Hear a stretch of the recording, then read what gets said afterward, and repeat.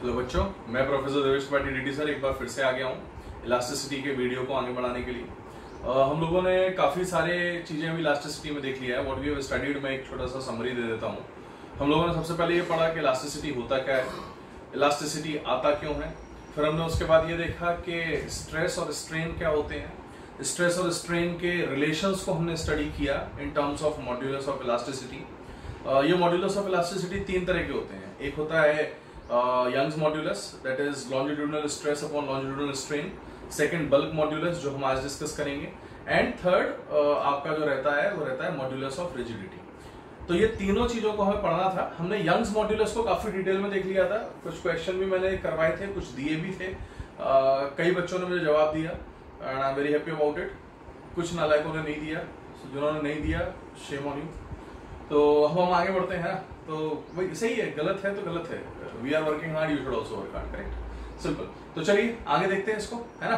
तो अच्छा, इसके पहले जो लास्ट टाइम मैंने 2 क्वेश्चंस दिए थे आप लोगों को ट्राई करने को, वो क्वेश्चंस जल्दी से देख लेते हैं। अगर किसी से कईयों से हुए हैं, कईयों से नहीं भी हुए हैं, तो क्या गलती हो रही है उसको जरा समझ लेते हैं जल्दी से।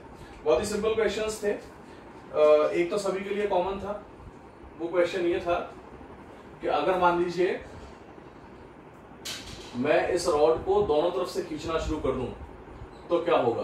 तो बहुत ही सिंपल केस है। आपको मालूम है कि ये रॉड यहाँ पर रखी हुई है और इस रॉड पर लेफ्ट साइड से, ये राइट साइड से F फोर्स लग रहा है, लेफ्ट से F फोर्स लग रहा है। एंड निश्चित तौर पर जब आप इसको एलोंगेट करने की कोशिश करोगे तो ये दोनों ही फोर्सेस इसको एलोंगेट करवा रहे हैं। एंड एक्सेलरेशन इस समय सिस्टम का 0 है। चूंकि एक्सेलरेशन 0 है, हम कहीं से भी एक एलिमेंट ले लेते हैं। तो हमने यहाँ से x दूरी पे एक छोटा सा एलिमेंट लिया जिसकी जो विड्थ है, एलिमेंटल विड्थ, वो है dx। अब अगर मैं dx को अलग बनाऊंगा तो सभी लोग जानते हैं कि dx के ऊपर एक t का फोर्स लग रहा है इस तरफ, जो इसको एलोंगेट कर रहा है, और इस तरफ लग रहा है t प्लस dt। ठीक है, मैंने कुछ इस तरीके से समझ लिया इसको। हालांकि ठीक है, अभी t प्लस dt मान लेते हैं। और इस तरफ जो फोर्स लगेगा वो आप जानते हो, राइट में रहेगा F और लेफ्ट में एक्शन रिएक्शन पेयर के कारण ये T रहेगा। तो आप साफ तौर पर देख सकते हो, इसको एलोंगेट करने के लिए T रिस्पॉन्सिबल है। अगर T रिस्पॉन्सिबल है तो T की वैल्यू निकालो। चूंकि एक्सेलरेशन 0 है, इसका सीधा सीधा मतलब हो गया F is equal to T, और T जो है वही एलोंगेट करवा रहा है। तो del X that will be the elongation in dx, जो हमने लास्ट टाइम देखा था। तो dx का एलोंगेशन डेल एक्स कितना होता है आपका, वो होता है, आपको मालूम एलोंगेशन का फॉर्मूला होता है delta L is equal to F L upon A Y. तो f यानी t, l यानी dx जिसका एलोंगेशन हो रहा है, अपॉन a इंटू वाई। ये हमारे सामने इसका फॉर्मूला बन जाएगा। t की वैल्यू आप अच्छे से जानते हैं क्या है, t इज सेम f। तो t अगर f है तो यहाँ सब्स्टिट्यूट कर दो, तो ये बन जाएगा f dx upon a y। Integrate कर दो दोनों तरफ, you will get the desired answer. तो यहाँ से आपको डेल्टा l यानी एलोंगेशन मिल जाएगा f dx का x, लिमिट 0 से लेकर l तक।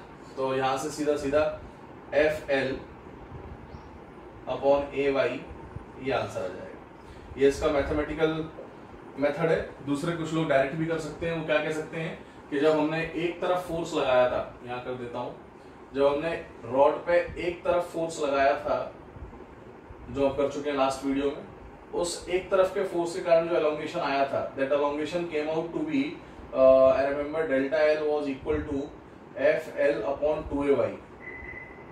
तो अगर एक फोर्स एलोंगेट कर रहा है तो एफ एल अपॉन 2ay आ रहा है। तो जब मैं दोनों तरफ से फोर्स लगा दूंगा तो अब एलोंगेशन के लिए दोनों रिस्पॉन्सिबल है। तो डेल्टा एल कितना आ जाएगा, 2f l अपॉन 2ay, यानी सॉल्व करने पर एफ एल अपॉन ay आ जाएगा। तो ये एक इसका सिंपलर टेक्निक है जो नीट वालों को काफी हेल्पफुल रहेगा, क्योंकि बहुत ज्यादा टफ चीजें आपसे पूछी नहीं जाएंगी। जेई वाले मेथड तो आनी चाहिए आपको, है ना। अच्छा, सेकंड केस जो था, सेकंड क्वेश्चन मैंने आपको दिया था जिसमें मैंने बोल दिया था कि चलो ठीक है, अब एक साइड से हम फोर्स लगा रहे हैं और उस एक साइड से फोर्स लगाने पे जमीन पे इस बार फ्रिक्शन नॉन जीरो दे दिया। यानी पहले तो फ्रिक्शन हमने म्यू को 0 माना था, इस बार म्यू नॉन जीरो है, यानी कुछ ना कुछ फ्रिक्शन है। और अब एफ फोर्स लगा रहे हैं, अब क्या होगा। पहला केस था जिसमें म्यू जो है, जो सॉरी फ्रिक्शन जो है वो लेस देन एफएस लिमिटिंग रहेगा, यानी कि ये बॉडी चल नहीं रही है। तो उस समय तो टेंशन नहीं है, वो लगभग ऐसे ही केस बन जाएगा, क्योंकि बॉडी चल नहीं रही है, इसीलिए जो भी इस dx पर फोर्स लगेंगे वो f के बराबर ही हो जाएंगे। तो आप इजीली उसको सॉल्व कर सकते हो और सिंप्लीफाई कर सकते हो, करेक्ट, जो भी चीजें थी, है ना। अब बच रही है कौन सी चीज, सेकंड केस, जिसमें मैं मान लेता हूं लेट अस से fs इज लेस देन, नहीं fs तो हमेशा ही लेस देन रहेगा, ऐसा कह देते हैं कि जो हमारा फोर्स लग रहा है F, मैं अपने शब्द वापस लेता हूं, F is greater than fs limiting. तो अगर F जो है वो fs लिमिटिंग से ज्यादा हो जाए तो फिर अब इसके अंदर कैसे हम इसको स्टडी करेंगे, इसको जल्दी से देख लेते हैं, ठीक है। सिंपल केस है ये भी, आपको सिर्फ क्या करना है, फिर वही x दूरी पर dx का एक एलिमेंट लो, इसको अलग से जरूर बनाऊंगा मैं। तो अगर मैं अलग से बनाता हूं तो ध्यान से देखो, ये छोटा सा एलिमेंट है dx, और ये हमारी x लेंथ की रॉड है जो हमने राइट साइड पर ली थी, ठीक है। पूरी रॉड का मास m था, तो इसका जो मास होगा वो m डैश मान लेते हैं, वो हो जाएगा m by l into x। अब इस पर आगे की तरफ फोर्स लग रहा था F, ठीक है, और साथ ही साथ हमको दे रखा है, अब यहां देखो जरा क्या होगा। सबसे पहले इसका एक्सेलरेशन निकालो, तो आपको मालूम है आगे फोर्स F है और पीछे फोर्स रहेगा म्यू mg, तो इक्वेशन कहती है F minus mu mg, F minus mu mg बराबर ma। तो इसको सॉल्व करोगे तो a आ जाएगा आपका F by m minus mu G. तो यहां से ये एक्सेलरेशन की वैल्यू आ गई। अब सुनो क्या होगा, ये एक्सेलरेशन अगर आ गया तो वो तो यहां भी रहेगा, है ना।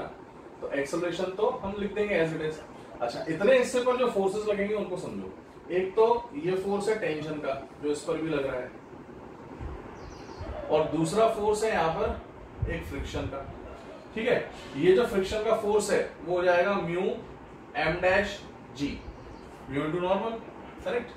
तो यहां से इक्वेशन बनेगी F minus T minus mu m dash यानी m by l into x into G. Now this should be equal to mass, mass कितना है इसका m डैश यानी m by l into x। एक काम करो ना, m डैश लिख के करके देखते हैं, हो सकता है सिंप्लीफाई हो जाए। तो mu m dash G, this should be equal to m dash into a। a की वैल्यू कितनी है, F by m minus mu G. इसको ऐसे लिख दिया मैंने, आप समझ पा रहे हो। तो थोड़ा सा वही कैलकुलेशन से और कुछ नहीं, देखते हैं क्या आता है। तो F minus T minus mu m dash G should be equal to F m dash by m minus mu m dash G. तो ये तो कट गया, ये फायदा हो गया, है ना। तो बस t की वैल्यू कितनी आ जाएगी, सीधा सीधा F minus F by capital M into m dash, ये मेरे सामने आ गया, ठीक है। बस कॉमन ले लो F और सब्स्टिट्यूट कर दो।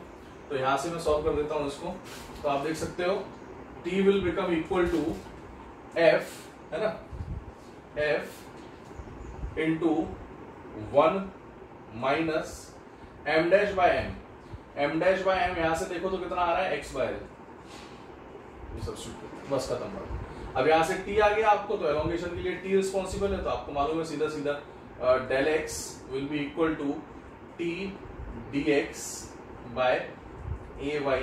इसको इंटीग्रेट करेंगे, यहाँ से आप सीधा सीधा डेल्टा एल निकाल सकते हो। t की वैल्यू हो जाएगी f upon A Y integral of 1 minus X by L dx। इसको सॉल्व करना है, बस 0 से लेकर l तक लिमिट जाएगी x की। तो देख लेते हैं जल्दी से, है ना, कर ही देता हूँ, जब इतना कर दिया तो बाकी क्या है। तो this will become f upon A Y,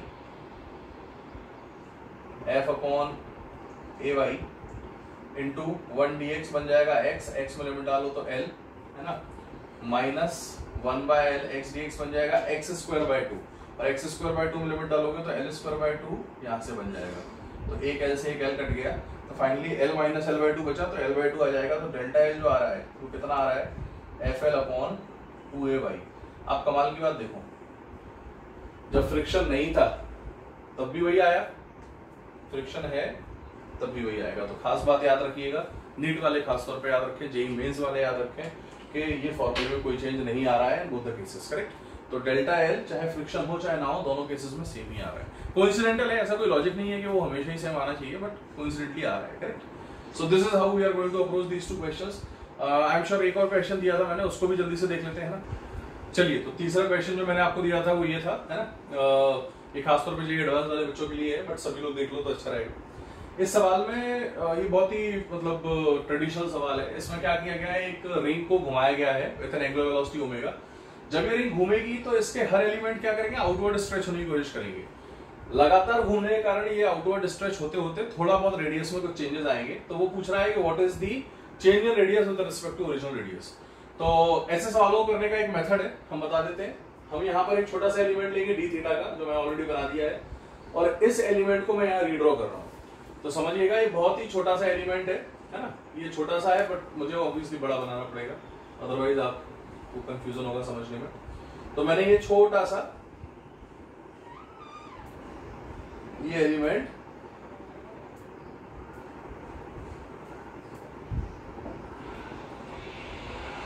यहां ड्रॉ कर दिया, ठीक है। अब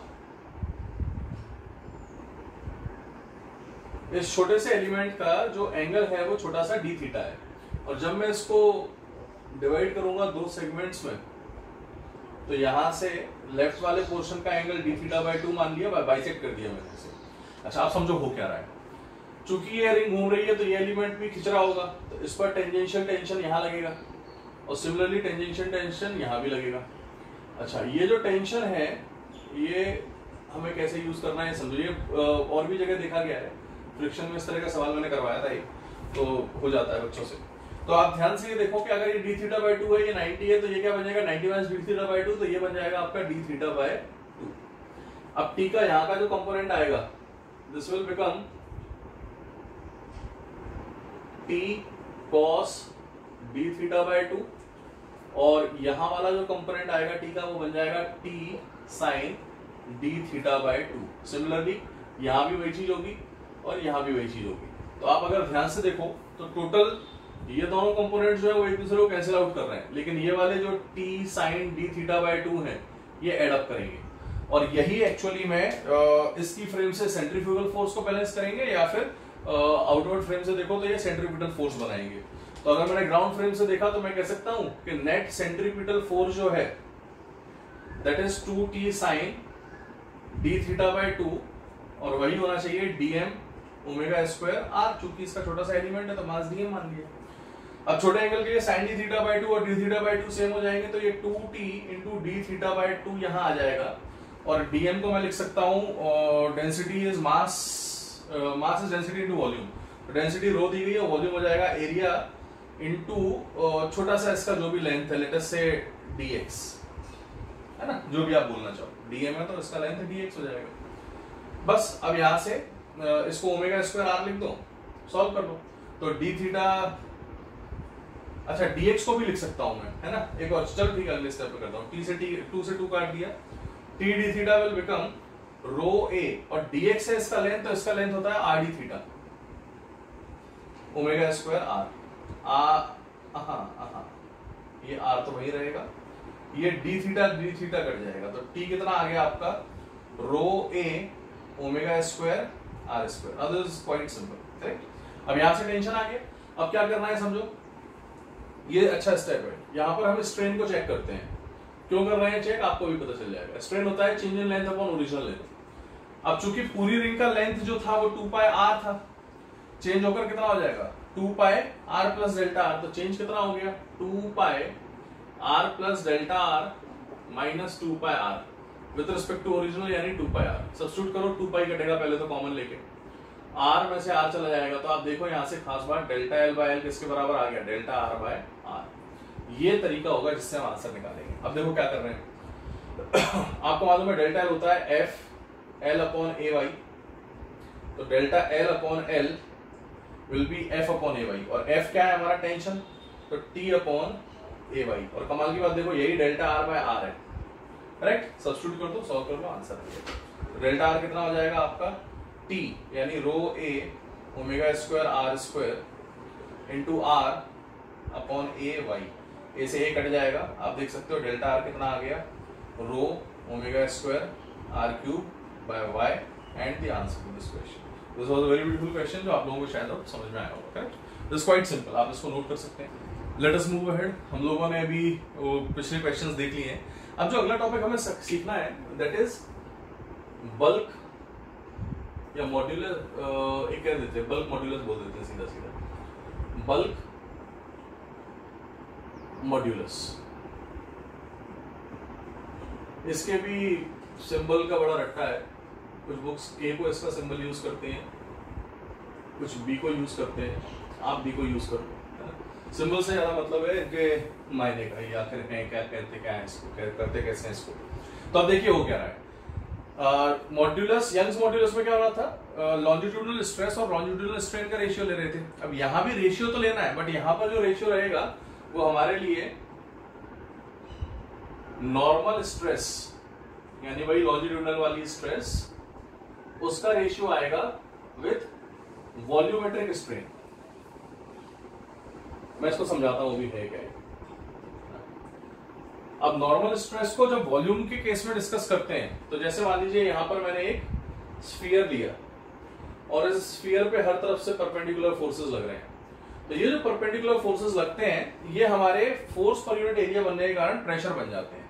और जब भी ये प्रेशर लगेगा, इस प्रेशर के कारण इसका वॉल्यूम थोड़ा सा रिड्यूस हो जाएगा। ठीक है, तो पहले इसका वॉल्यूम V था और अब हो गया इसका volume V minus delta V। तो ध्यान से आप देखें, अगर मैं आपको वॉल्यूम का चेंज निकालने को बोलूं तो चेंज इन वॉल्यूम हो जाएगा सीधा सीधा V minus delta V minus V, यानी माइनस डेल्टा V। करेक्ट।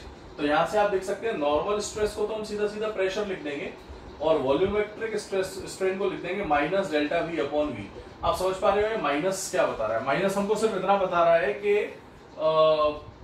जो वॉल्यूम है वो डिक्रीज हो रही है because of this pressure. Correct. अच्छा, यहाँ पर P को अगर मैं डेल्टा P लिख दूं तो चेंज इन प्रेशर भी हम लिख सकते हैं। तो यहाँ से सीधा सीधा हमारा रिलेशन बन जाता है कि जो बल्क मॉड्यूलस रहेगा B, that will B minus V delta P by delta B। इसको डिफाइन अगर करना चाहो आप, तो आप, मैं बता देता हूं, इसको डिफाइन इस तरीके से करो कि कितना प्रेशर लगाने पे कोई भी ऑब्जेक्ट कितना कंप्रेस होगा, है ना, उसका जो रेशियो है दैट इज हमारा, that is what we call as bulk modulus, simple भाषा में।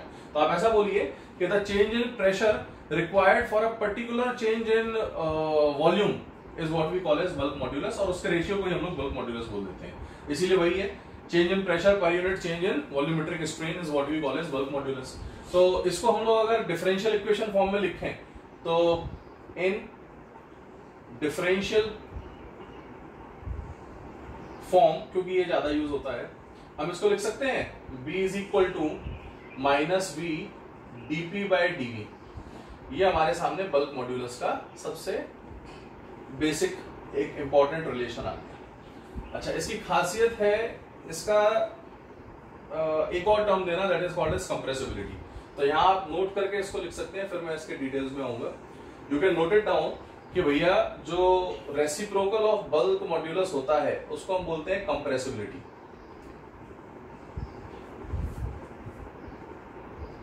कंप्रेसिबिलिटी को मैं K से इंडिकेट कर रहा हूं and that is equal to 1 upon bulk modulus. तो compressibility is the reciprocal of bulk modulus. अब इस बात को आप समझ सकते हो, है ना। कैसे? देखो भाई, सीधी बात है, जिसका ये एक्चुअली थोड़ा सा यंग्स मॉड्यूलस से थोड़ा अलग हो जाता है। यंग्स मॉड्यूलस में क्या हो रहा था, यंग्स मॉड्यूलस में हम देख रहे थे कि जितना ज्यादा वाई उतना ज्यादा रिजिड मटेरियल, है ना। यहां जितना ज्यादा बी उतना रिजिड मटेरियल नहीं होगा, लेकिन जितना ज्यादा बी होगा उतना कम कंप्रेस होगा। ये जनरली फ्लूइड्स के और गैसेस के केसेस में यूज होता है। जैसे लिक्विड्स की बात की जाए, खासतौर पर लिक्विड के लिए यूज होता है। अब लिक्विड की बात की जाए तो लिक्विड जो है वो कंप्रेसिबल हो भी सकता है, नहीं भी हो सकता है, करेक्ट, लेकिन लिक्विड रिजिड नहीं है। जबकि यंग्स मॉड्यूलस में क्या आता है कि जितना ज्यादा वाई उतना ज्यादा सब्सटेंस रिजिड। यहां पर क्या है, जितना ज्यादा बी उतना कम कंप्रेसिबल, लेकिन रिजिड नहीं है, करेक्ट, थोड़ा सा उससे अलग है। तो कंप्रेसिबिलिटी आपकी क्या होती है, K इज 1 अपॉन B। तो जिसका बल्क मॉड्यूलस ज्यादा उसकी कंप्रेसिबिलिटी कम। तो बताओ जरा, सॉलिड, लिक्विड और गैस में सबसे ज्यादा कंप्रेसिबल कौन है? Obviously gas. तो आप जानते हो K gas is greater than K liquid is greater than K solid. और इसी को अगर मैं उल्टा कर दूं तो बल्क मॉड्यूलस सबसे ज्यादा किसका हो जाएगा फिर? अब चूंकि गैस का K सबसे ज्यादा है तो गैस का K सबसे कम होगा। तो सॉलिड का बल्क मॉड्यूलस सबसे ज्यादा, then comes liquid, then comes gas. है ना। डिफाइंड जनरली वो लिक्विड गैस के लिए, लेकिन फिर भी अगर तीनों के लिए कंपेयर करो तो ये रिलेशन आएगा सॉलिड, लिक्विड और गैस में। तो bulk modulus is again the factor of compressibility, तो ये उसको ही बताता है, रेसिप्रोकल ऑफ कंप्रेसिबिलिटी कहलाता है। अब ये जो बल्क मॉड्यूलस है ये बहुत सारी जगह यूज होता है ना। कुछ ऐसी जगह यूज होता है जो अभी आपने पढ़ी नहीं, मैं फिर भी उसको बता देता हूं। तो आप इसको ऐसे समझ लो, अगर मैं आपसे बोलता हूं, ये वेरी इंपॉर्टेंट पॉइंट्स हैं, ये मतलब डायरेक्टली यूज होने लायक सवाल है, नीट जेईई मेंस खासतौर पर ध्यान दो। अगर मैं आपसे बोलता हूं कि एक आगे चैप्टर आएगा हीट एंड थर्मोडायनेमिक्स, जिसके अंदर हम लोग आइसोबैरिक, आइसोकोरिक, आइसोथर्मल प्रोसेस वगैरह पढ़ते थे, बॉयल्स लॉ, चार्ल्स लॉ वगैरह पढ़ते थे। तो ऐसे ही अगर मैं आपसे बोलता हूं according to Boyle's law temperature क्या होता है, कांस्टेंट, तो उस प्रोसेस को हम बोलते हैं आइसोथर्मल प्रोसेस। ठीक है, आपने पढ़ा है ये थोड़ा। तो अगर मैं आपसे बोलूं फॉर आइसोथर्मल प्रोसेस, तो आपको बहुत अच्छे से पता है आइसोथर्मल प्रोसेस के लिए पीवी इक्वल टू क्या आता है, कांस्टेंट। अब कोई पूछा बताइए sir what is the bulk modulus of the gas for isothermal process, बहुत ही सिंपल है, आपको क्या करना है पता है, डिफरेंशिएट कर दो। तो जैसे इसको डिफरेंशिएट करोगे पी डीवी प्लस फिर V constant dP, product law जो होता है आपका डिफरेंशिएशन का, इक्वल टू 0। तो यहां से P dV is equal to minus V dP, इसको इधर ले आओ तो minus V dP by dV, यही आपका होता है बल्क मॉड्यूलस, और यही बच गया आपका प्रेशर के बराबर। तो आप सीधा सीधा देख सकते हो bulk modulus for isothermal process is directly equal to pressure. तो जितना भी प्रेशर है वही आपका सीधा सीधा क्या है, बल्क मॉड्यूलस। देखो कितना सिंपल बन गया है ना। किसी भी प्रोसेस के लिए दे सकते हैं, जैसे मान लो एक खास प्रोसेस होता है, आगे पढ़ेंगे अपन डिटेल में, एक होता है एडियाबेटिक प्रोसेस। कौन सा प्रोसेस होता है, एडियाबेटिक प्रोसेस, है ना। अब एडियाबेटिक प्रोसेस का जो रूल होता है वो मैं आपको बता देता हूं, दैट इज पीवी की power gamma equal to constant, जहां पर गामा एक कांस्टेंट है, एडियाबेटिक कांस्टेंट, आप नंबर मान के चलो। अब ये कांस्टेंट नंबर है, तो इसको कैसे करेंगे, आप खुद ट्राई करो, सेम तरीका है ना। पॉज करके इसको ट्राई करो, मैं यहां कर देता हूं, आप पॉज कर लेना इसको। देखो तो क्या करेंगे, यहां से हो जाएगा P इंटू गामा वी की power gamma minus 1 dV plus V की power gamma dP equal to 0। Correct, इसको सॉल्व कर लो। तो यहां से देख लो आप, ये बन जाएगा आपका गामा P dV बराबर माइनस V की पावर गामा अपॉन V की पावर गामा माइनस 1 dP। ठीक है, तो गामा माइनस गामा प्लस 1, तो गामा गामा कट गया, केवल 1 बचा, तो VDP बच गया, है ना। तो माइनस VDP। तो आप ध्यान से देखो इसको, अगर मैं थोड़ा सिंप्लीफाई करूं तो यहां से बन जाएगा VDP with a negative sign should be equal to gamma P dV। इसको उधर भेज दो, minus VDP by dV will become gamma P, और यही होता है बल्क मॉड्यूलस। तो आप देख रहे हो bulk modulus for adiabatic process कितना आ गया, गामा टाइम्स प्रेशर, और फॉर आइसोथर्मल प्रोसेस कितना आया था, सीधा सीधा प्रेशर। ये यूज होता है आगे, है ना, साउंड्स में यूज होगा, हीट में यूज होगा। तो थोड़ा सा इसको फिलहाल याद रखो, है ना। इसमें मेन इंपॉर्टेंट यही था प्रोसेस लो, अगर ये आपको पता है तो आप कर सकते हो। तो आपको मैंने बता दिया, सिंपल, है ना। This is how we approach this thing, correct. अब इसके बाद हमें ये भी सीखना होगा कि ये बल्क मॉड्यूलस जो हम स्टडी कर रहे हैं, इस बल्क मॉड्यूलस का डेंसिटी के साथ क्या रिलेशन, करेक्ट। तो अभी मैं उस पर आ जाता हूं। तो हम देखते हैं change in density with change in pressure. अगर डेंसिटी का वेरिएशन प्रेशर के साथ देखना है, बहुत ही सिंपल है ये। अपॉन में डेंसिटी क्या होता है, मास अपॉन वॉल्यूम, है ना। अच्छा, अगर डेंसिटी चेंज होगी तो हो जाएगा मास अपॉन वी डैश, क्योंकि भैया मास तो कांस्टेंट है। अब मास कांस्टेंट है तो इस केस में हम यहां से सीधा सीधा देख सकते हैं कि ये बन जाएगा आपका rho dash upon rho should be equal to V upon V dash. तो अगर मैं रो डैश अपॉन रो को लिखना चाहूं तो वो बन जाएगा आपका v upon V dash. V dash यानी चेंज इन वॉल्यूम, तो मान लेते हैं v प्लस dv होगी या डेल्टा v होगी।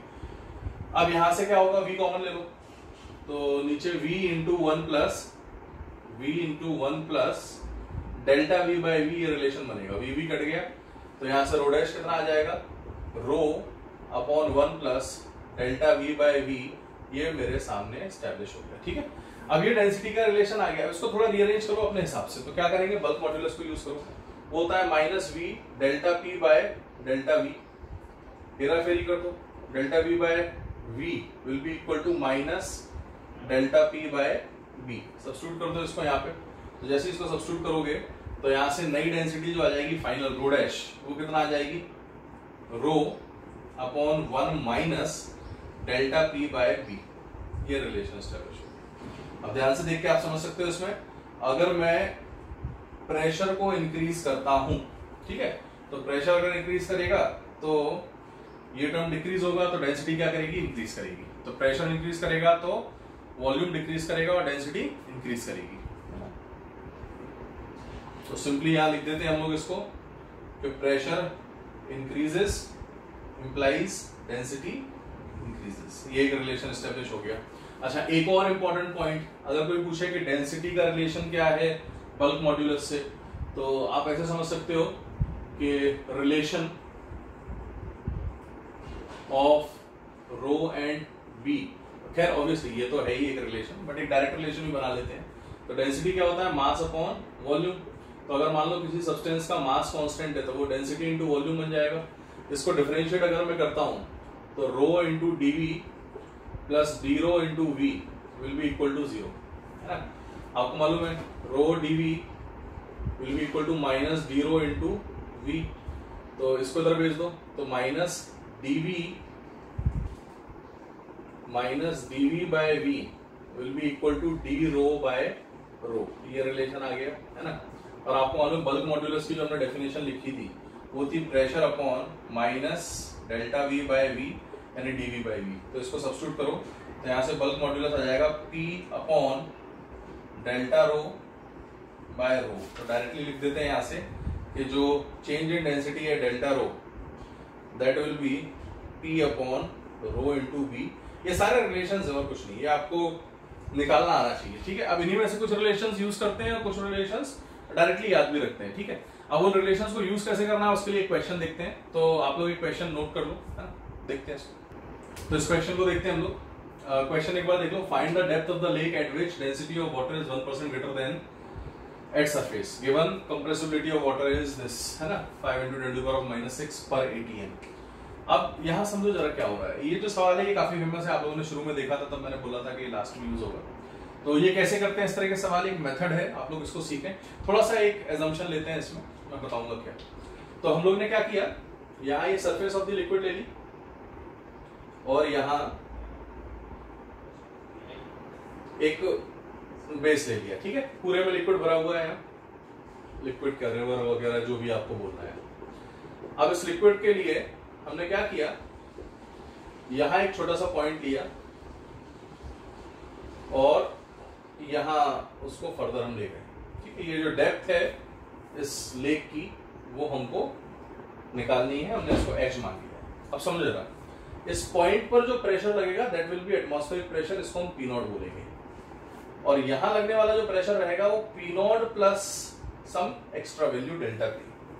डेल्टा P निकालने के लिए असम्पशन लेना पड़ता है, हम डेंसिटी को कांस्टेंट मान के ही डेल्टा P निकाल पाते हैं, है ना, वो हमारी बंदिश है। बट फिर भी बाकी हमें इसका वेरिएशन निकालना है, पर डेंसिटी चेंज हो रही है, करेक्ट। तो ये हमें गड़बड़ी करना पड़ती है। खैर देखते हैं अभी क्या है। आपको अच्छे से मालूम है बल्क मॉड्यूलस जो होता है वो होता है minus of V delta P by delta V। तो आपको मालूम है अच्छे से कि minus of delta V by V is delta P by B। ये हमारे सामने एक रिलेशन ऑलरेडी एस्टैब्लिश्ड है, ठीक है। दूसरा, आपने अभी भी पढ़ा था कि अगर मास कांस्टेंट, ऑब्वियसली कंटेनर का मास कांस्टेंट रहेगा पानी का, तो mass is density into volume. Differentiate करोगे तो आपको पता चलेगा rho D V plus V D rho will become 0। तो यहां से minus D V by V will be D rho by rho, ठीक है। तो डिफरेंशियल फॉर्म से हटा लो तो ऐसा बन जाएगा। तो यहां से आप देख सकते हो क्या बन गया, delta rho by rho is equal to delta P by B। ये बहुत बढ़िया रिलेशन बन गया, पॉजिटिव रहेगा। आपको मालूम है चेंज, इसको 100 से मल्टीप्लाई कर दो तो आपको मालूम परसेंटेज चेंज बन जाएगा। अब उसका कहना है find the depth of the lake at which the density of the water is 1% greater. तो 1% से बढ़ रही है, तो 1% से बढ़ रही है तो हम इसको सीधा सीधा 1/100 लिख देते हैं, क्योंकि ये हमारे लिए फ्रैक्शन है। This should be equal to delta P by B। अब डेल्टा P बाय B में अच्छा एक काम करो, इसको भी सब्स्टिट्यूट कर दो। तो यहां से डेल्टा P जो आएगा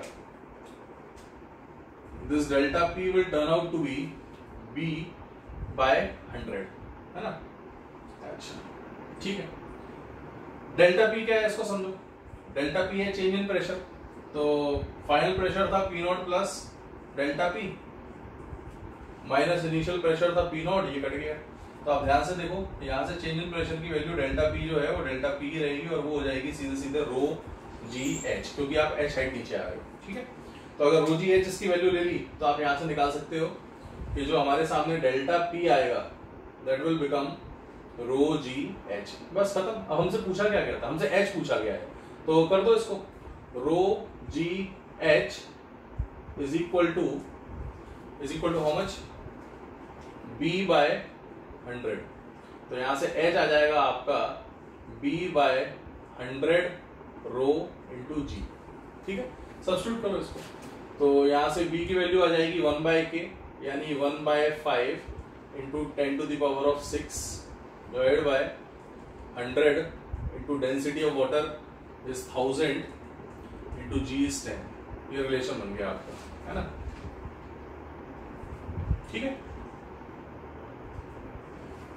सॉल्व करके देख लो इसको कितना आ रहा है। यहां से h हो जाएगा आपका 10 टू द पावर ऑफ 6 है ना, तो 3 2 5 और 1 6, तो ये तो कट गया ना। अच्छा एक गलती और कर गए इसमें भी, एक गलती हो रही है, सुनो वो पर एटीएम है ना, तो इसको हमें लिखना पड़ेगा, जो k है वो हो जाएगा 5 into 10 to the power of -6 upon ATM, और 1 एटमॉस्फेयर होता है 1 into 10 to the power of 5 pascal. अब ये ऐसा ही सिस्टम में कन्वर्ट हुआ, तो यहाँ से ये आ जाएगा 5 into 10 to the power of -11 आ जाएगा। ये बढ़िया बढ़िया है ना, ये गलती कर रहे थे अपन।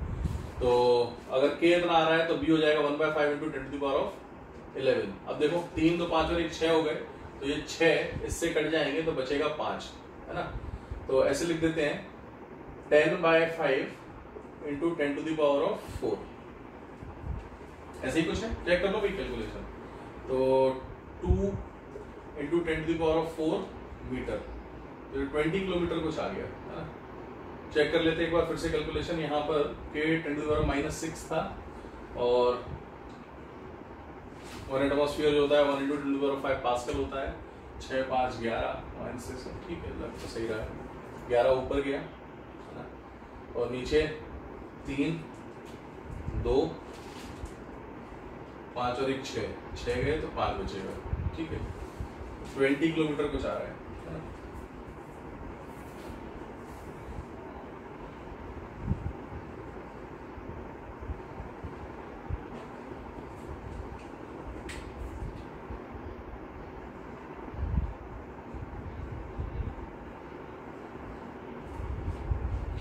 ठीक है, इस तरह से ऐसे सवालों को किया जाता है। बहुत ही सिंपल सवाल था, अच्छे सवाल है, बट ये मेथड है इसका ट्रेडिशनल। ये एक क्वेश्चन यहाँ पर इंपॉर्टेंट है जो हम लास्ट में पढ़ी थी, करेक्ट, इसको यूज कर लिया। तो ये हमारा बल्क मॉड्यूलस हो गया। आई होप आपको समझ में आया होगा, है ना। बल्क मॉड्यूलस के बाद आखिरी जो मॉड्यूलस है that is modulus of rigidity, उसको भी देख लेते हैं, फिर हम आगे बढ़ते हैं। तो ये एक बहुत ही सिंपल सा छोटा सा टॉपिक है, मॉड्यूलस ऑफ रिजिडिटी। इसको भी शॉर्ट में देख लो। मॉड्यूलस ऑफ रिजिडिटी को हम ईटा से रिप्रेजेंट करते हैं, और ईटा सीधा सीधा हो जाता है आपका shear stress upon shear strain, ठीक है। अब शियर स्ट्रेस जो होता है वो होता है आपका फोर्स अपॉन एरिया, है ना, और शियर स्ट्रेन को अगर मैं फाई बोल देता हूं तो ईटा बन जाएगा सीधा सीधा F upon A phi A theta, जो भी आप लिखना चाहो। तो ये आपका मॉड्यूलस ऑफ रिजिडिटी आ जाता है। वेरी सिंपल टॉपिक, है ना। और यूनिट का कोई चेंज नहीं है, वही यूनिट रहेगी, क्योंकि आपको मालूम है फाई इज डायमेंशनलेस यूनिटलेस, तो यहाँ से डायमेंशनलेस सॉरी, तो यहाँ से एफ अपॉन ए सीधा सीधा कितना आ जाएगा, force upon area. Force upon area क्या होता है आपका, फोर्स होता है न्यूटन पर मीटर स्क्वायर का, है ना। अच्छा इसको देख लेते हैं, एक सवाल देख लेते हैं इसका, करेक्ट। तो इस क्वेश्चन को देखते हैं, मैं एक बार रीड कर देता हूं। Rubber cube of side 5 centimetre has one side fixed while tangential force equal to 1800 newton is applied to the opposite face. Find the shearing strain and the lateral displacement of the strained face given eta rubber हमको दे रखा है, ठीक है।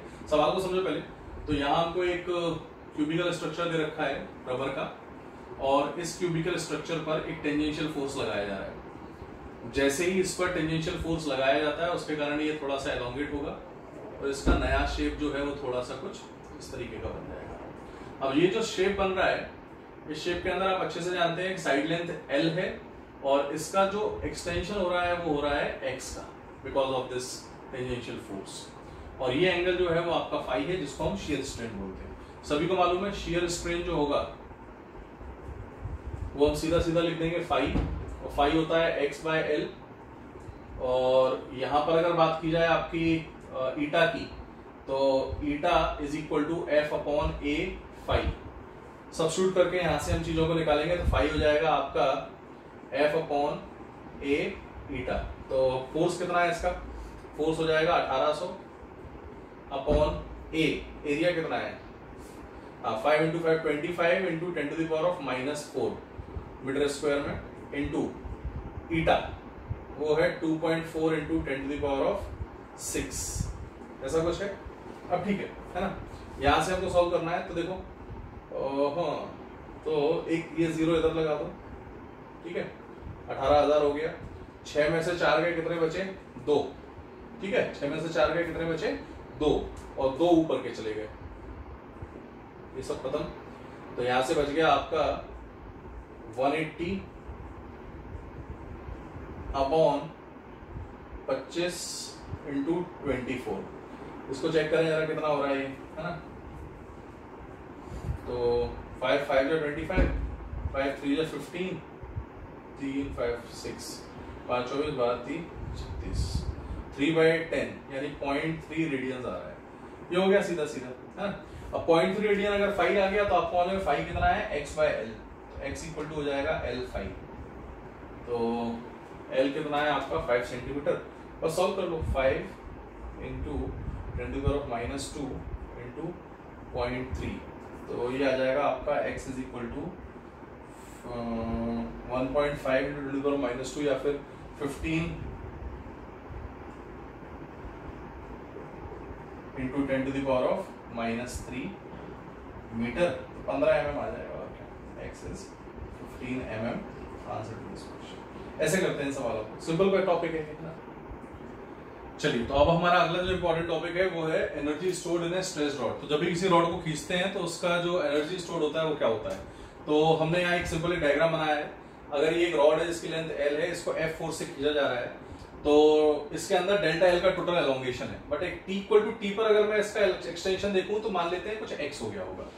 तो अगर T equal to T पर इसका x का एलोंगेशन हो गया है, तो आपको अच्छे से मालूम है बाय द फॉर्मूला और definition of Young's modulus, y क्या होता है, force upon area divided by change in length upon length. तो चेंज इन लेंथ कितना है अभी, अब एक्सटेंशन x का है तो x अपॉन l। तो यहां से आप ध्यान से देखिए, फोर्स की वैल्यू जो बनेगी वो बन जाएगी y a by l times x। अब ये जो फोर्स है, ये फोर्स इस रॉड को एक्चुअली में एक्सटेंड कर रहा है या खींच रहा है। तो जब इस फोर्स से हम इस रॉड को खींच रहे हैं तो इस पे जो वर्क डन होगा, that work done is simply given as W agent, and W agent is सीधा सीधा F डॉट dx। तो सॉल्व करो तो यहां से W एजेंट की वैल्यू कितनी आ जाएगी, y a by l x dx। इसको इंटीग्रेट करो तो यहां से W एजेंट विल सीधा सीधा become y a by l x dx। का इंटीग्रेशन क्या होता है, सीधा सीधा x स्क्वायर बाय 2 और लिमिट 0 से डेल्टा l। भाई एलोंगेशन तो डेल्टा l ही होगा ना। तो यहां से एजेंट का वर्क डन जो आएगा, that work done by agent will become y a delta l square by 2l, है ना। तो y a delta l square by 2l। इसको ऐसे अच्छा नहीं लग रहा लिखना, है ना। थोड़ा सा इसको पहले रीअरेंज करेंगे और साथ ही साथ आपको मालूम है W एजेंट होता है delta k plus delta u। आप स्लोली एलोंगेट कर रहे हैं तो डेल्टा k कितना हो जाएगा 0।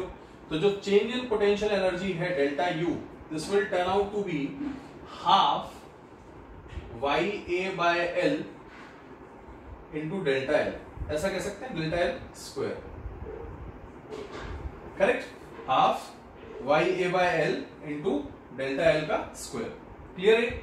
अच्छा, अभी थोड़ा इसको पहले तो समझो, u final minus u initial होगा तो डेल्टा u हो जाएगा u final minus u initial. Initial को रेफरेंस मान लिया तो फाइनली पोटेंशियल एनर्जी जो एक रॉड को खींचने के अंदर स्ट्रेच हो रही है, that will become half into, इसको थोड़ा रीअरेंज करो। यहां ध्यान से देखो, जब डेल्टा एल का एलोंगेशन होगा तो आपको मालूम है कि फोर्स जो होगा वो हो जाएगा Y A delta L by L. तो ध्यान से देखो, यहां से बन रहा है half Y A delta L by L multiplied by delta L. ये जो टर्म है ये हमारा फोर्स है ना, लोड। तो सीधा सीधा potential energy stored in a stretched rod is simply given as half into load, जो फोर्स लग रहा है, इनटू डेल्टा एल यानी कि एलोंगेशन। ये फॉर्मूला हमारे सामने एक इंपॉर्टेंट फॉर्मूला बन के आ गया। आपको इसको याद रखें डायरेक्टली, ये लास्ट ईयर नीट में डायरेक्टली पूछा गया था, है ना, जेईई मेंस में भी पूछने लायक चीजें हैं। सीधा सीधा फॉर्मूला था एक ऑप्शन में। तो half into load into elongation, ये हमारे पोटेंशियल एनर्जी स्टोर्ड इन दी स्ट्रेच्ड रॉड है। अच्छा, इसी को थोड़ा सा और मैनिपुलेट करते हैं, चेंजेस करते हैं इसके अंदर। तो अगर आप ध्यान से देखो तो U is equal to half into, एक काम करो ना, ये क्या लिखा है, y half into y into a by L into delta L square, है ना। एक काम करते हैं, इसको एल से मल्टीप्लाई डिवाइड करके देखते हैं क्या होता है। अगर एल से मल्टीप्लाई एल से डिवाइड किया तो यहां से ये बन जाएगा u is equal to half Y A L into delta L upon L का होल स्क्वायर। देख पा रहे हो? अच्छा, एक काम करो, ये जो डेल्टा एल अपॉन एल का होल स्क्वायर, ये क्या होता है आपका, ये होता है आपका स्ट्रेन, है ना। अच्छा, मैं एक और काम करता हूं, मैं एनर्जी डेंसिटी निकालता हूं। एनर्जी डेंसिटी होती है, स्मॉल यू से लिख देते हैं इसको। एनर्जी डेंसिटी होती है एनर्जी पर यूनिट वॉल्यूम, है ना। तो एनर्जी डेंसिटी को एनर्जी पर यूनिट वॉल्यूम लिखेंगे तो half into Y A L into delta L upon L का होल स्क्वायर। तो आप ध्यान से देखो, अपॉन वॉल्यूम होता है ए इंटू एल, ये कट गया, बढ़िया।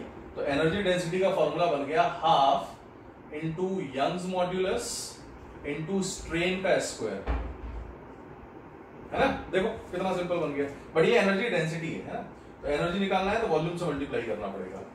या फिर ऐसा लिख सकते हैं, U is equal to half into Y into strain को क्या लिखें, देखो आपको मालूम है y इज इक्वल टू क्या होता है, स्ट्रेस अपॉन स्ट्रेन। तो स्ट्रेन हो जाएगा स्ट्रेस अपॉन y, उसका स्क्वायर करो तो stress square upon y square. एक y से एक y कट जाएगा, तो यहां से एक नया फॉर्मूला आ जाएगा, u is equal to half stress square upon y। ठीक है, ये हमारे सामने एनर्जी डेंसिटी का एक और फॉर्मूला आ गया। एक और इंपॉर्टेंट फॉर्मूला बन सकता है यहां से, है ना। और वो कैसे बनेगा, आपको मालूम है y क्या होता है, stress upon strain.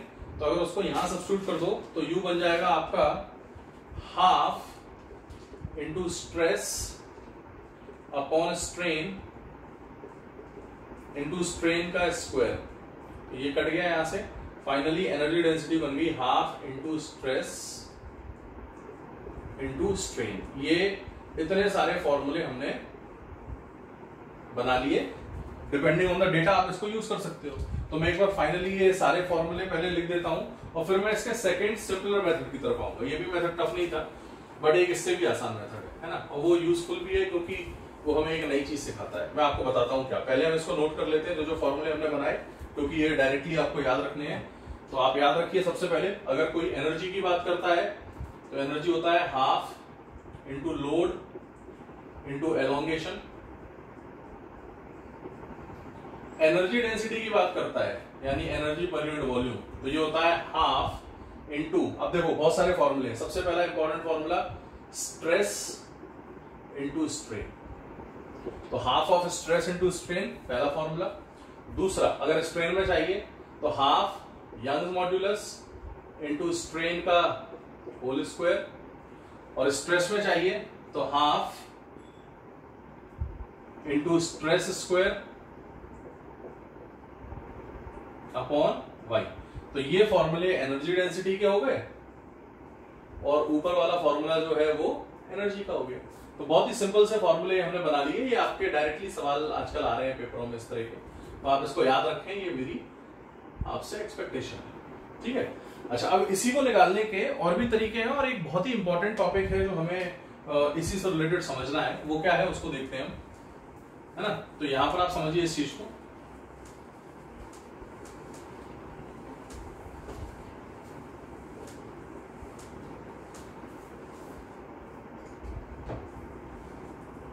analogy of a rod with a spring। कई बार क्या इस पूरे चैप्टर में हम सवालों को आसान बनाने के लिए एक रॉड को एक स्प्रिंग से कंपेयर करते हैं और स्प्रिंग के फॉर्मूलों को यूज करते हैं, क्योंकि स्प्रिंग के फॉर्मूले हम वर्क ऑफ एनर्जी में अच्छे से पढ़ चुके हैं। तो कैसे कंपेयर करें, देखो हमने यहां एक रॉड ली और इस रॉड की लेंथ है L, इसका यंग्स मॉड्यूलस है Y, area of cross section है A, और इस पर फोर्स लगाया जा रहा है F। आप अच्छे से जानते हैं अगर मैं इस पर फोर्स निकालने की कोशिश करूं तो फोर्स की वैल्यू हो जाएगी YA/L टाइम्स डेल्टा L, ठीक है। अच्छा, मैं एक पल के लिए एलोंगेशन को x मान लेता हूं, लेट अस से ये x से एलोंगेट हो रहा है, तो इसको YA/L टाइम्स x लिख सकता हूं। अच्छा, ये जो फोर्स है ये एजेंट का फोर्स है, और रीस्टोरिंग फोर्स इसके अंदर डेवलप होगा, तो F रीस्टोरिंग अगर लिखना है तो माइनस लगाना पड़ेगा, तो F restoring is minus of this value. जबकि यहां पर अगर मैं एक स्प्रिंग लेता और उस पर फोर्स F लगाता जिसके कारण x का एलोंगेशन आता, तो स्प्रिंग के अंदर जो स्प्रिंग फोर्स डेवलप होता, that F spring will be equal to minus kx। ध्यान से देखो, इस इक्वेशन को और इस इक्वेशन को अगर मैं कंपेयर करता हूं तो लगभग एक जैसे ही लिखा हुआ है, तो इसीलिए हम लोग अपने सवालों में रॉड को एक स्प्रिंग से कंपेयर कर लेते हैं, है ना। तो यहां सीधा सीधा मैं कह सकता हूं, on comparing 1 and 2 will directly get K for rod, यानी रॉड का स्प्रिंग कांस्टेंट या फिर रॉड का inertia constant, this will turn out to be how much, सीधा सीधा YA/L। तो अगर मैं रॉड के लिए ये निकाल पाऊं तो अब मैं एज अ स्प्रिंग इसको हर सवाल में सॉल्व कर सकता हूं। जैसे एक एग्जांपल याद रखो, एक रॉड ऐसे दे रखी थी और उससे अटैच दूसरी रॉड है L1A1 L2A2 और F फोर्स लग रहा है। वो पूछ रहे हैं बताइए सर इसके अंदर एलोंगेशन कितना होगा, तो आप चालाकी से क्या करो, इसको मान लो K1, इसको मान लो K2, क्योंकि ये दो स्प्रिंग्स हो गई, है ना, और दो स्प्रिंग सीरीज में होती है तो आपको मालूम है K1 K2 का K इक्विवेलेंट निकालना, करेक्ट। तो यहां से सीधा सीधा आप निकालो, जो K इक्विवेलेंट आएगा that K equivalent will become K1 plus K2, और K1 हो जाएगा आपका y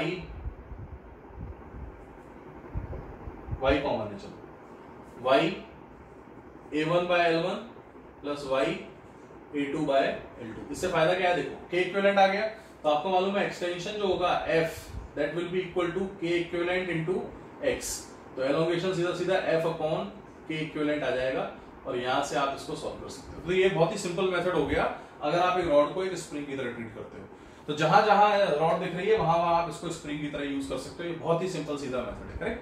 अभी इसमें जैसे जो हमने अभी फॉर्मूले डिराइव किए थे उनको अगर मैं डिराइव करना चाहूँ सेकंड मेथड से, नीट वालों के लिए हेल्पफुल है, तो वो ऐसे याद रखें कि स्प्रिंग और रॉड एक ही है और स्प्रिंग के अंदर पोटेंशियल एनर्जी स्टोर होती है U is equal to half kx²। तो ध्यान से देखो, यहां से U हो जाएगा हाफ k बोले तो YA/L इंटू x², है ना। x को अंदर ले आओ तो U कितना हो जाएगा, हाफ YAX/L। आपको पता है x लेंथ तक स्ट्रेच करने वाला जो फोर्स होता है वो ये होता है, तो यहां से अगर ये फोर्स है तो ये हो जाएगा half into force into x, यानी half into load into elongation. देखो यही फॉर्मूला बन गया, देखा आपने। This is a comparatively simpler method, but ये एनालॉजी बहुत ही यूजफुल है, अच्छे गंदे गंदे सवालों में आपको हेल्प करेगी, है ना। जैसे मान लो किसी ने ऐसा कुछ सवाल दे दिया कुछ रैंडमली, तो सर ये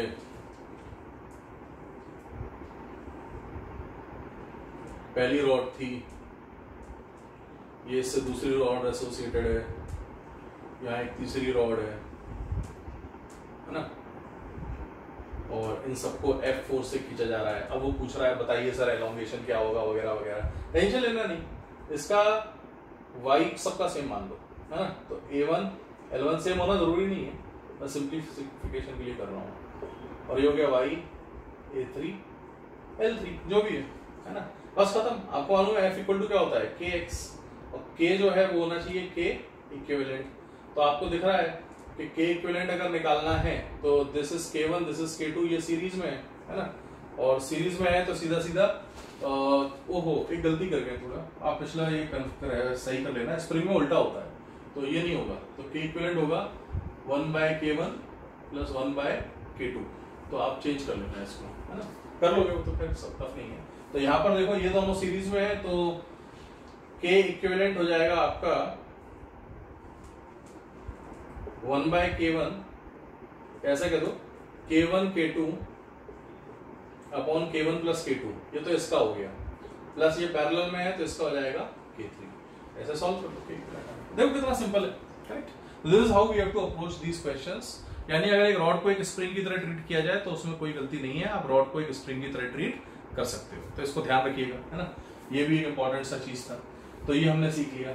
ठीक, इससे एक बहुत ही इंपॉर्टेंट क्वेश्चन बनता है जो नीट में उसका आसान वर्जन पूछा जाता है, पहला वाला जो मैं आपको कराऊंगा, और मेंस और एडवांस में इसके कई अच्छे सवाल बन जाते हैं, है ना, वो मैं आपको जल्दी से बता देता हूँ। चलिए, तो ये बहुत ही इंपॉर्टेंट सेक्शन है, इसको जल्दी ध्यान से देखें सब लोग। हमने यहाँ एक रॉड रख दी जमीन पे, और इस रॉड का मास ऑलमोस्ट नेग्लिजिबल हो या ना हो कोई फर्क नहीं पड़ता। अब इस रॉड को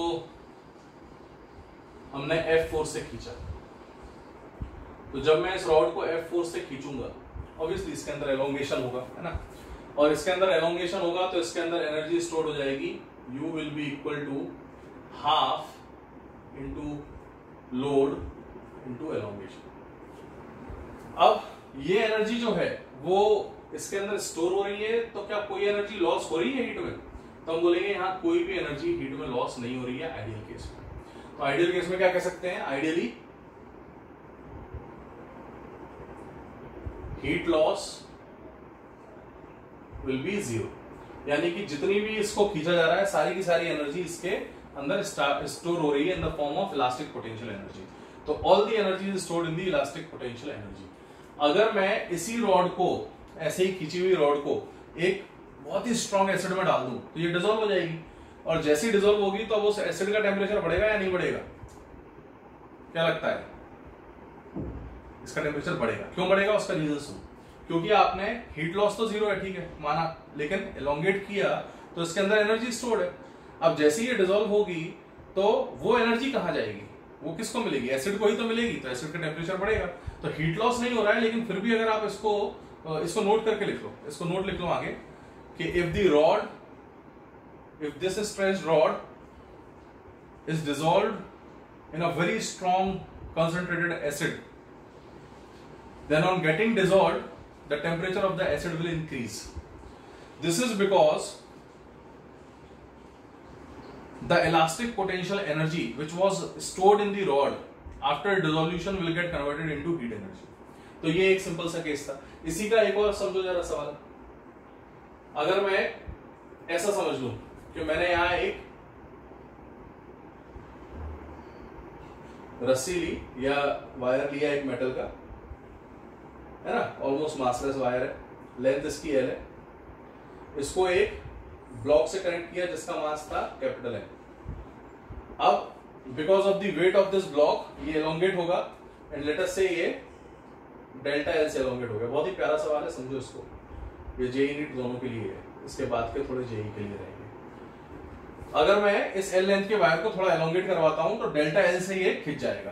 अब अगर डेल्टा L से एलोंगेट हो गया तो वो पूछ रहा है is there any heat loss? Is there any heat loss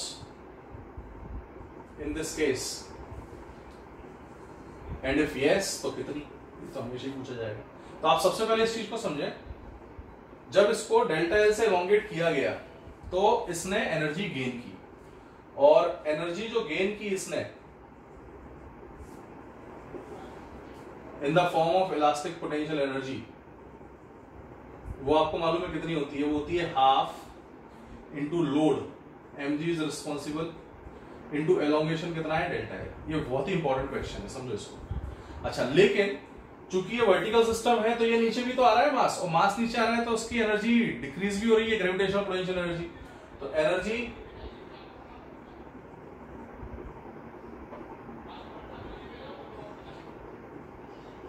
energy lost due to gravitational potential energy, due gravity, this will become, कितना हो जाएगा? नीचे आ रही है तो ये हो जाएगा mg डेल्टा एल। तो यहां से u टोटल कितना हो जाएगा? u टोटल आप ध्यान से देखो, या ऐसा कह दो चेंज इन एनर्जी कितना है, तो delta u will become u gravitational, ऐसा कह दो u elastic minus u gravitational. Obviously ये गेन किया है और ये लॉस किया है, तो यहां से बचेगा आपका minus of half mg delta L. अब this is the entire energy जो कि हमारी लॉस हुई है। आप समझ पा रहे हो, ये बहुत ही इंपॉर्टेंट कॉन्सेप्ट है। तो यहाँ पर एनर्जी जो हमारी लॉस हुई वो है minus half mg into delta L. So this is what we call energy loss, और यही एनर्जी जो लॉस हुई वो कहाँ जाएगी? वो हीट के फॉर्म में जाएगी। तो energy lost in the form of heat, तो energy lost in the form of heat delta U, हम लोग इसको इस तरीके से लिख सकते हैं।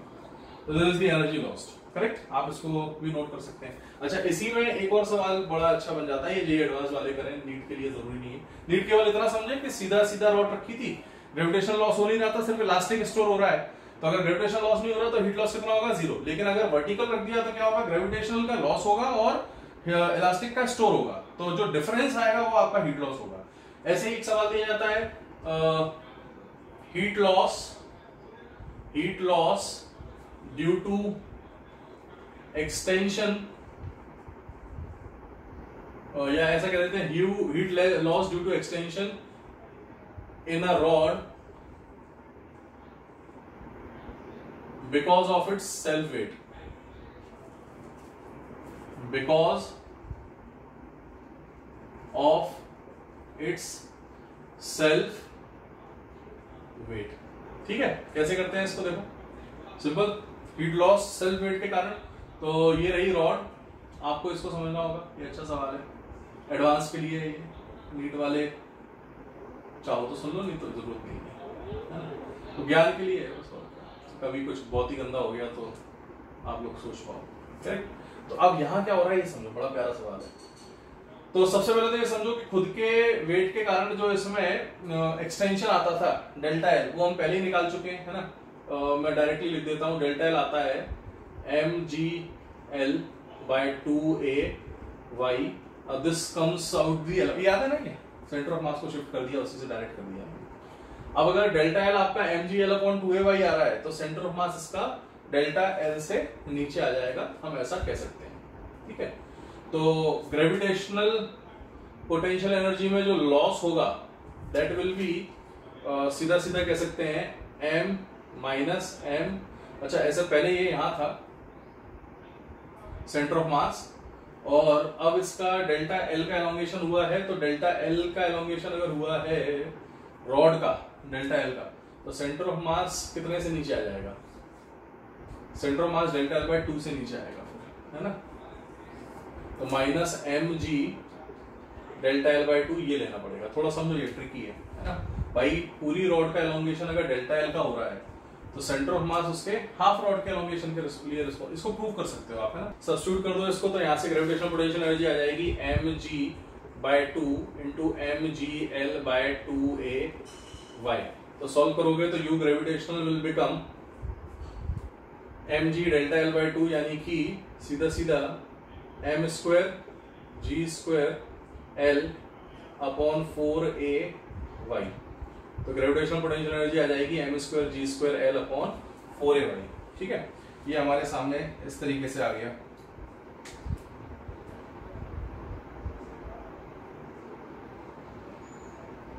अब इलास्टिक निकाल के देखते हैं ना। तो इलास्टिक पोटेंशियल एनर्जी की जब बात करेंगे तो इसके लिए हम करते हैं, इलास्टिक पोटेंशियल एनर्जी को बोल देते हैं energy density multiplied by volume, है ना। एनर्जी डेंसिटी होती है half into stress into strain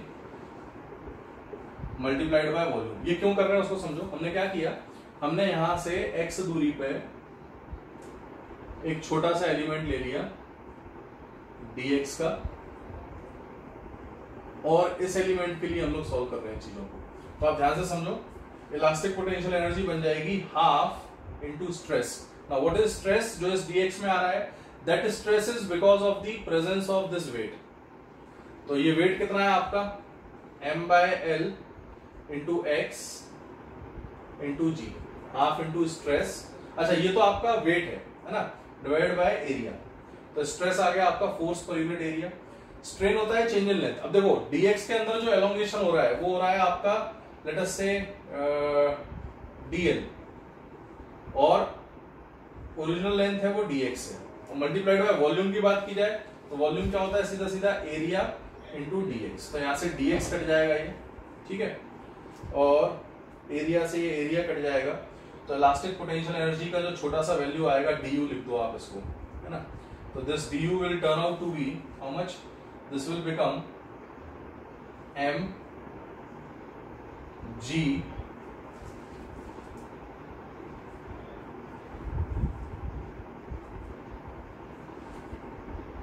mg dl x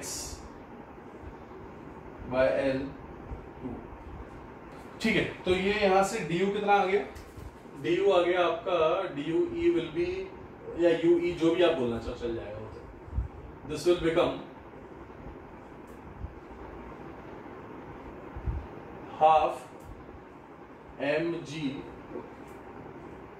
by l, है ना, l समझ जाओ वही है length, into x into dl। ये निकालना है हमें, है ना।